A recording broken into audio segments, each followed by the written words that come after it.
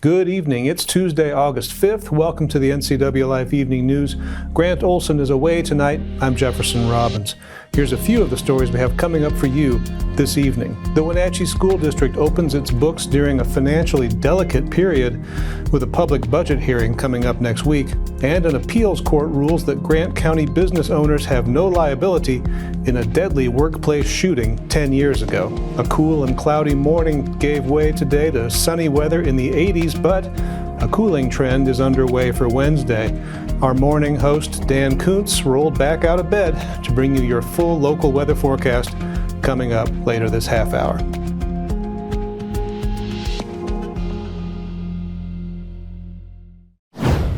But first, our top story this evening. Heavy congestion formed on the south end of Wenatchee yesterday after a scrap metal trailer tipped over on the George Sellar Bridge. Wenatchee Police Captain Brian Chance says it was approximately 2 p.m. when the trailer frame broke while the semi-hauler was attempting to merge onto the bridge from the South Wenatchee Avenue on-ramp. The trailer tipped over, spilling its contents across multiple lanes. It took Dick's Towing crew members roughly 5 hours to clear the scrap metal from the roadway so traffic over the bridge could resume. Chance says no one was injured and the driver was not issued any citations for the accident. 2 people were injured Monday on Highway 283 when an 18-year-old driver failed to stop at a stop sign. The Washington State Patrol says it was approximately 10 a.m. when a 2014 Chevy Cruze, driven by 18-year-old McKenna Walters of East Wenatchee, failed to adhere to a stop sign while traveling eastbound on Road 9 Northwest in Grant County and struck a southbound 1998 Toyota Camry on the highway.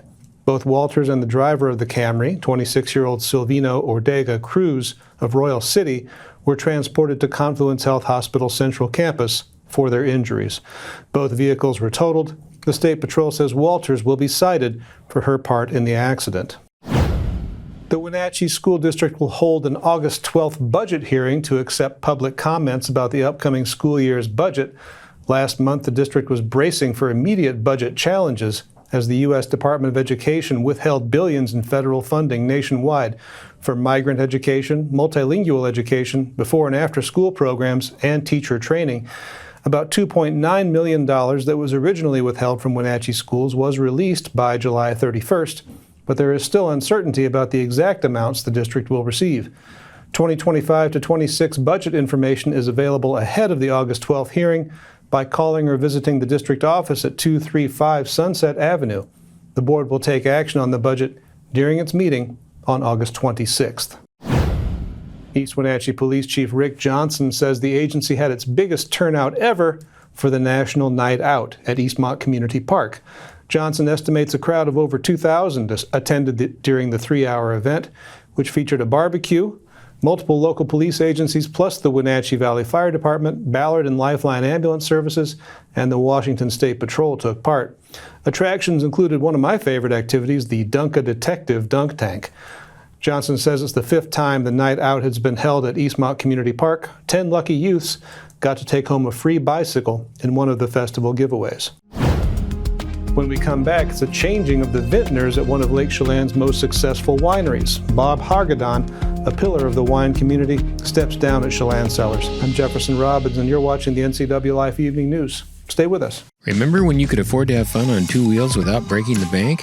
Maybe you started on a Honda Z50 or a Trail 70 or one of the most popular Hondas of all time, the Trail 90. Well, Honda and Doghouse Motorsports are making fun affordable again. Introducing the Honda Monkey, the Dax, and the new updated Trail 125, all featuring fuel-injected 4-stroke engines with electric start. The best part of all, they are affordably priced under $5,000. Whether you're just getting started or you want to get back at it, Doghouse Motorsports has you covered. Merry Maids can clean your entire home, business, or vacation rental from top to bottom, inside and out. Merry Maids will even take care of cleaning your carpets, and they can pressure wash your home. Merry Maids has thousands of happy customers. They've been cleaning homes and businesses in our valley for over 25 years. Check out their glowing reviews at MerryMaidsOfWenatchee.com and call the cleaning experts, Merry Maids, to get your free estimate. Your satisfaction is guaranteed, so relax. It's done. For over 35 years, the Sangster family has been not only representing GMC, but the entire community.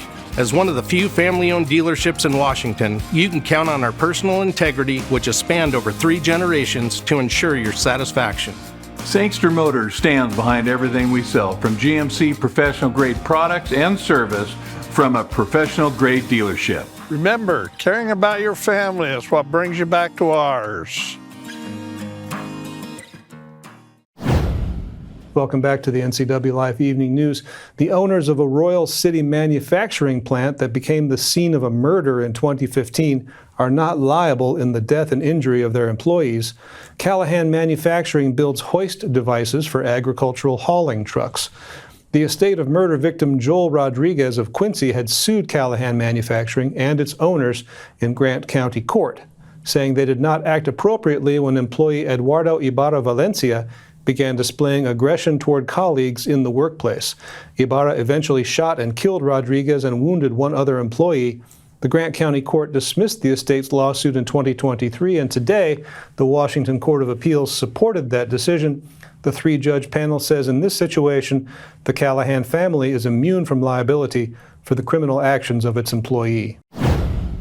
A 37-year-old Moses Lake man is dead after allegedly missing a stop sign in the Mae Valley neighborhood and being struck by another vehicle. The Grant County Sheriff's Office says the victim was driving a southbound Hyundai Accent when he drove through the stop onto Road 4 Northeast and was hit by a westbound Ram pickup. He was pronounced dead at the scene. He has yet to be identified. The 26-year-old driver of the pickup and his 2 passengers were injured and taken to Samaritan Health Care. The intersection was closed until about midnight for police investigation and for the repair of a utility pole that was sheared off during the collision. Venerable Lake Chalan Winery Chalan Cellars is saying farewell to a longtime general manager, Bob Hargadon, and welcoming in his replacement, Kevin McFadden. Hargadon has been the general manager for 6 years and played a vital role in guiding the winery through the pandemic, but now says he's ready to move to Arizona and spend more time with his family. McFadden is stepping into Hargadon's position after joining the winery's tasting room in Woodinville a few years ago. With a strong background in both the wine industry and hospitality operations, McFadden says he's excited to carry on Hargadon's legacy at Chalan Cellars. Chelan County Public Works will be conducting inspections on several area bridges that may cause some minor traffic delays next week. Beginning next Tuesday, an under-bridge inspection truck will be parked on bridges while they are being looked at, and that will require one-lane flagger-controlled traffic. The tentative plans start with Ardenvoire and Cowan-Entiat bridges on Tuesday, with the Sleepy Hollow and Monitor bridges to follow on Wednesday. The Dryden and Peshastin bridges are scheduled to be examined Wednesday through Thursday, and the Cascade Orchard and Wenatchee River bridges from Thursday to Friday. Travelers can expect crews working from 7 a.m. to 4 p.m. each day.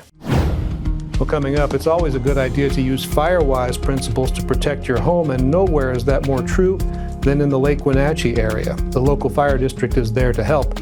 More on what they offer coming up in tonight's feature story. And Dan Kuntz says a lot of things you can just ignore, but his take on local weather is not one of them. Dan is just ahead, along with a complete sports report from Eric Granstrom. Stay with us. Hi, I'm Amanda Walden with A. Walden Insurance Group. Medicare can be overwhelming, but you don't have to figure it out alone. I've been helping people understand their Medicare options for over a decade. Medicare isn't a one-size-fits-all. I'll help you understand your coverage options so you can feel confident in your decisions. Let's find the right Medicare plan for you. Call me today or come and see me at my office located on South Chelan Avenue in Wenatchee between the YMCA and the Social Security office. I look forward to meeting you soon. Welcome to Mountain Chick Floral, your go-to flower and plant shop in downtown Wenatchee. Explore their wide variety of unusual and fun plants. And when you buy a plant in a container, they'll pot it up for you absolutely free. Birthday or weddings, they'll create the perfect floral arrangement for you. Brighten up your office with fresh blooms delivered to your door or business. Ask about floral subscriptions. Visit Mountain Chick Floral today, where every occasion is a reason to celebrate with flowers. Caught in a conflict? Family? Workplace? Neighbor? Business? Housing disputes? Wenatchee Valley Dispute Resolution Center provides mediation services, a cost-effective and efficient way to provide a written resolution to disputes and issues. Plus, we offer mediation training and community education on conflict resolution and communication skills. Contact us to learn more. Welcome back to the NCWLIFE channel. The area around Lake Wenatchee is some of the most wildfire vulnerable landscape in Washington, and large incidents like the Pumice Fire just to the north remind residents of that vulnerability on a regular basis. The incident team that's managing the Pumice Fire is now constructing a secondary control line in the Chihuahua River drainage above Lake Wenatchee in case the fire spreads farther to the south. They took a look at how Lake Wenatchee Fire and Rescue is helping property owners to keep up their fire-wise practices, which can improve a home's chances of resisting flames if they approach. My name is Chris King. I work for Lake Wenatchee Fire and Rescue, and my full-time job here is the Wildfire Risk Reduction Coordinator. Right now in the summer, it's a lot of scheduling home assessments, trying to get people at the right time, doing a walk around their home. So I work a lot with just individual landowners about what they can do on their property and around their home, and how they can best prepare their house and give their property the best chance of surviving if a wildfire comes through. All the way from that to, you know, if I see a landowner that has like 10 acres or larger acreage, then I get to coordinate with some of our other partners and see if they might qualify for some cost share, and that would be more like treating the forest around their home versus their actual, just their land and their immediate surroundings of their home. So I think it's landowner coordinated projects in neighborhoods per se, and then we have a lot of work being done on the Forest Service around our communities. Putting defensive structures in on the forest is very similar to what we do on the parcel level, on the community level. We have community protection lines and shaded fuel breaks around various areas of our community, but every parcel owner has the ability to protect their own home by doing similar things, by protecting 5 feet out from their structure, by protecting 30 feet out from their structure, and thinking 100 feet out from their structure in how they remove fuels from the land. So when we do the home assessments, I walk around the house with the landowner, and I'm looking for spots that embers could land and potentially ignite. A lot of pine straw and pine needles around here. So a lot of it is, you know, pine needles are stored under a deck, just build up over the years, and then, you know, people store dry wood under their deck, leaning next to, you know, whatever it might be, just trying to look for those areas around the home that would be susceptible to ignition if embers were being cast ahead of a fire.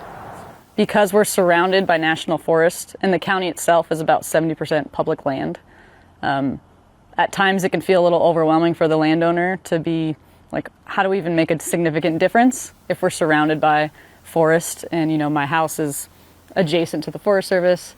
And so I think that it can be hard to believe that you can make a difference on your individual property, given that there's so much overstocked and full forests and unhealthy forests around us.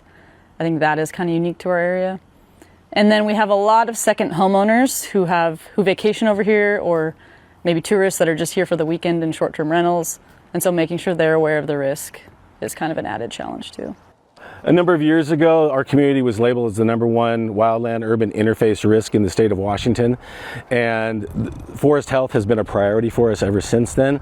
As individual homeowners, we all have the ability, though, to impact the landscape directly around our homes and directly around our community by taking on safe wildfire practices, clearing that land directly around your home and removing ignition sources.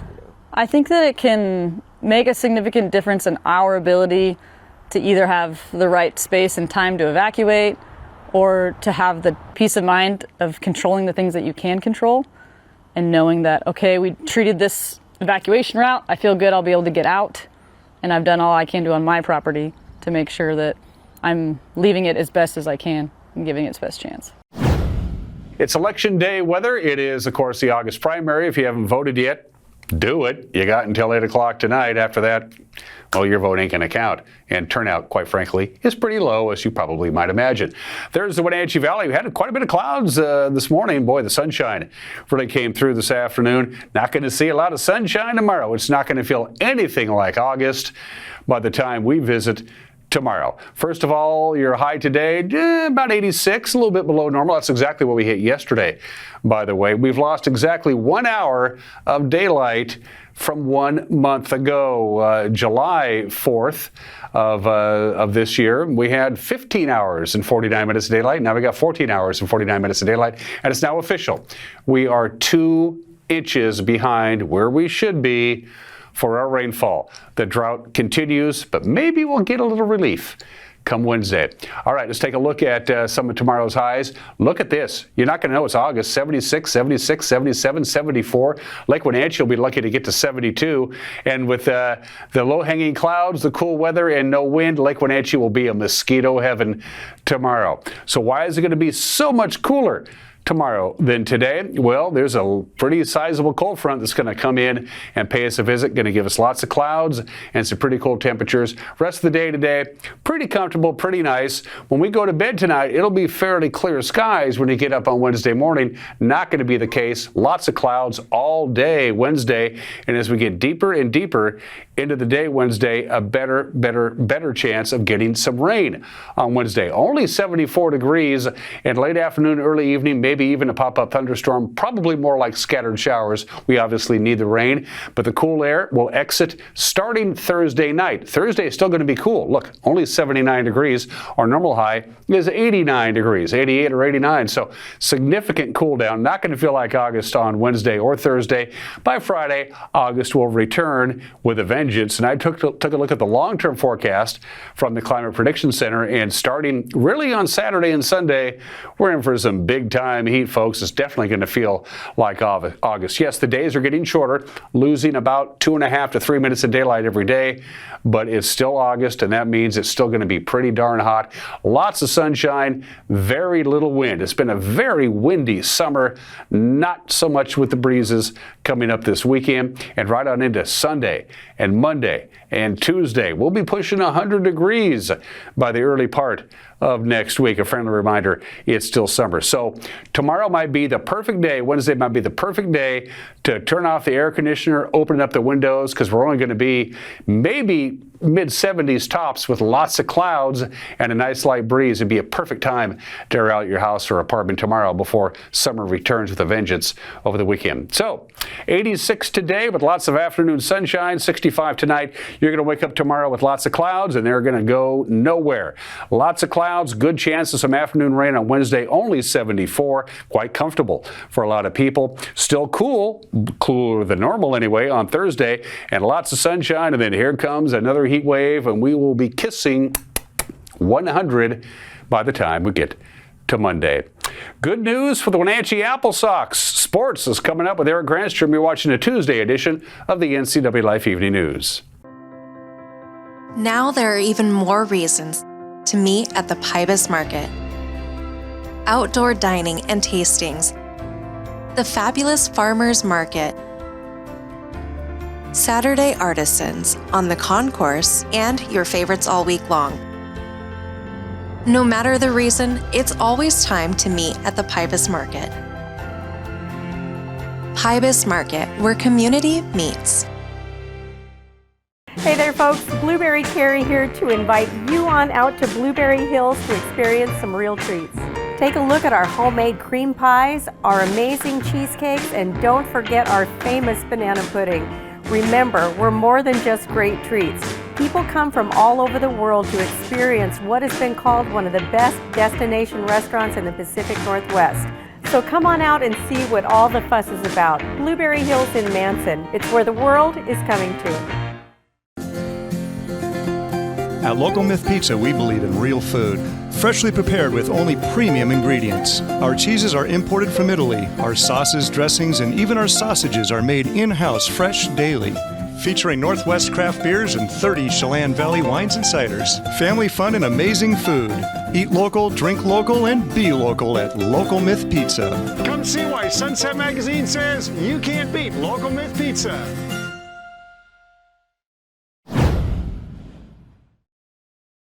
And right, good Tuesday to you. The Mariners continue their homestand with the White Sox in town tonight. If Seattle wants to continue chasing down Houston in the American League West and solidify itself as a potential playoff team, they need to win the games they should. That includes the White Sox. They struggled to a 42-70 season record with only the Rockies worse in baseball.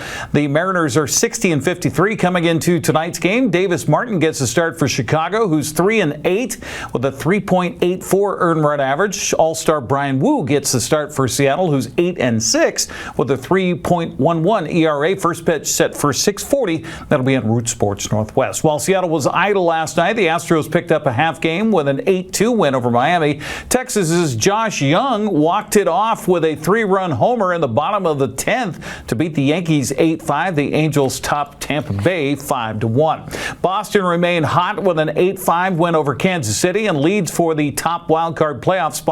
Yankees loss drops New York into a tie with Seattle for the second and third wildcard playoff spots. Cleveland topped the Mets in 10 innings 7-6 to remain 2.5 games back of the final wildcard playoff spot. Well, as the Seahawks continue training camp at the Virginia Mason Athletic Center in Renton, the defense continues to make strides under second-year head coach Mike McDonald. Boye Mafe is in his 4th season in Seattle, says the camaraderie between seasoned veterans, free agent transfers, and rookies is building daily. I feel pretty good, honestly. There's the thing about it is now we're a second year into that defense, and I feel like the thing is last year you saw what we started to do at the end of the year and how we started to pick up, and after the season going into OTAs and coming into this part of camp, now we're picking up where we left off and getting that gel, getting that understanding, really just making sure that we are all on the same page. Year 4 is just to keep developing my game. You'll never have all the answers, so every day, every time I come out here, it's what can I work on and how can I get better and how can I make my game better, and just understanding that, on top of that, creating that relationship with my teammates. Sometimes what I do on the field may not complement my teammates, so making sure that we both are on the same page and that we can work in one accord. Seattle will host former coach Pete Carroll and the Raiders on Thursday night in the first preseason game for both teams. Mafe says he looks forward to seeing the coach who drafted him 4 years ago.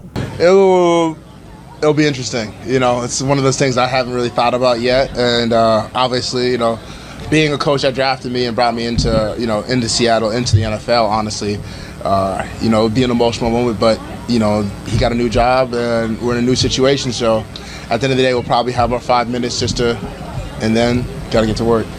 Seahawks and Raiders kick off at Lumen Field Thursday night at 7 o'clock. That'll be on King 5 TV.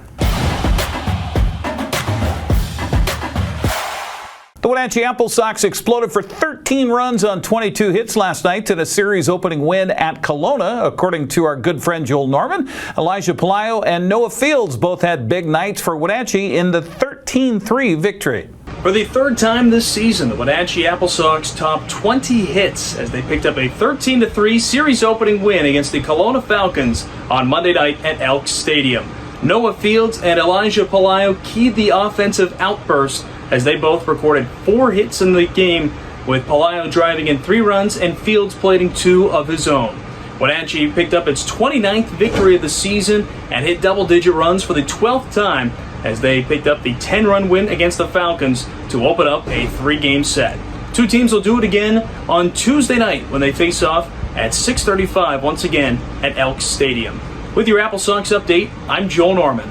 You can hear Joel as a guest announcer for tonight and tomorrow night's games on Sunny FM here in North Central Washington. Edmonton and Victoria played 2 7-inning games yesterday at Wilson's Group Stadium in Victoria as part of a rain-out makeup doubleheader. Riverhawks won the opener 10-1 while the Harbor Cats came back to take the nightcap 7-5. 2 teams remain tied for the top spot in the second half standings of the North Division of the West Coast League. Other action last night, Nanaimo beat Bellingham 10 innings, 3-2. Kamloops got by Port Angeles 2-1. Portland teed off against Corvallis 15-7 and is just 1 win away from breaking the WCL record for wins in a season. Ridgefield beat up Yakima Valley 12-2. Bend got by Cowlitz 10-5. Marion Berries won a non-leaguer against the Dub C Fish Sticks 6-3. If Edmonton knocks Victoria off the next couple of nights while the Apple Sox sweep in Kelowna, Wenatchee and the Harbor Cats would finish with the same record. The tiebreaker in that scenario goes goes to Wenatchee as they beat Victoria 4-2 during the regular season. The Apple Sox would then be the number 3 seed heading into the playoffs. That would mean Wenatchee would host Edmonton for a first-round playoff game Friday night at 6:35. If Victoria defends its home field the next couple of nights and finishes with the second half North Division title, Sox would host Bellingham on Friday night. You following all that? Well, several weeks ago, NCW Life Channel met up with B.J. Kuntz, who returns as Wenatchee's athletic director this fall. After spending 4 years as the associate director of the WIA and a couple of years as the athletic director of Renton High School, Kuntz says it was time to come home. A little bit of everything. I worked here for a long time, as you know. Come back. I was so excited to return to Wenatchee in my first stint and teach and coach and just live the dream of the things that I had, honestly, since 7th grade. I knew I wanted to be the athletic director, right? So I did all of those things, and I had hit that spot in my career where I just felt like there's a lot out there, and I wanted to go learn and grow and explore other things that were really important to me in athletic management and leadership. And, I needed to go do that. And then I got to the point where the same thing that pulled me here as a professional pulled me right back, which is beautiful community. I have a lot of family here. And then if I'm going to work as hard as I'm going to work, I want to do it in the kids that are walking the same halls that I did all of those years ago. So the pull was to come back and take all of the things I've learned and invest those back into this community. BJ has always strived to help build up women in sports. She did so on the west side of the state and will continue those efforts here in Wenatchee. I don't think my foundation of who I am and what I believe back then is any different than who it is now.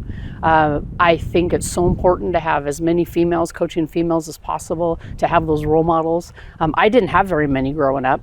But the one that I did have in Tracy Reese, who's still around town, right, was so influential that I want every kid to have that opportunity. I've also had this opportunity to dive into women and wellness. So in my previous job, we started doing girls in sport events, learn about wellness, learn about healthy eating, learn about, how to not beat yourself up so much, like just really diving into the whole student athlete around females. And those are the things that I'm really excited to bring here to Wenatchee, that I've had the opportunity to meet and engage with some really amazing organizations around our state that I think we have the opportunity to bring that here. First move for Kuntz, now that she's back at Wenatchee High School, was to hire co-head coaches for the girls' slow pitch softball team. Bob Sanford and Taylor Files will share the duties on an interim basis this fall, taking over a program that has been to the playoffs in 2 of the first 3 seasons of its existence.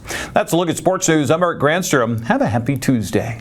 And that will do it for our newscast tonight. For more news from around North Central Washington, you can find us at ncwlife.com or on our social media channels or our mobile app for iPhone and Android. And remember, if you see news happening, we do want to hear from you. Email us, news@ncwlife.com, or call 888-6295. That's 888-NCWL. See what we did there? I'm Jefferson Robbins. We'll see you back here tomorrow night for the NCW Life Evening News.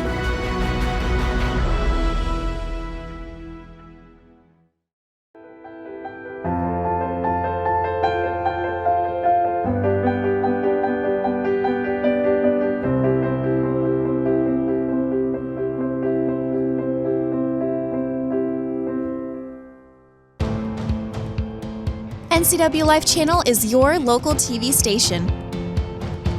We believe in being the spotlight and mirror to the communities we serve in North Central Washington.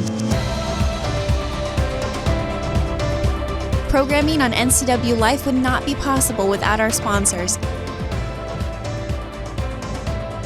Special thanks to our platinum sponsor, Alpine Air. Turn to the experts at Carrier and Alpine Air. The pitch by Busick. Swung on and missed. The Wenatchee Apple Sox are back in the playoffs. Join NCW Life Channel this Friday for Game 1 of the West Coast League North Division playoffs. It's brought to you in part by our platinum supporter, Alpine Air Heating and Cooling. Also by Abby's Pizza, Apple Valley Honda, Biosports Physical Therapy, Coldwell Banker Cascade Real Estate, Global Car Care, Harvest Valley Pest Control, and Highlander Golf Course and Grill. NCW Life Channel, your local TV station. BC Outdoor Sport Fishing TV, Season 14. Join your host Mike Mitchell and his special guests as they explore some of the most exciting fisheries BC has to offer.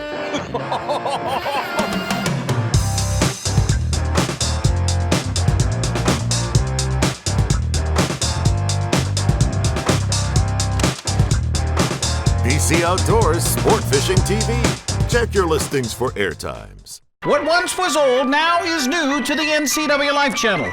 Tune in for Bonanza, Superman, The Andy Griffith Show, The Beverly Hillbillies, The Invisible Man, The Lone Ranger, and The Lucy Show.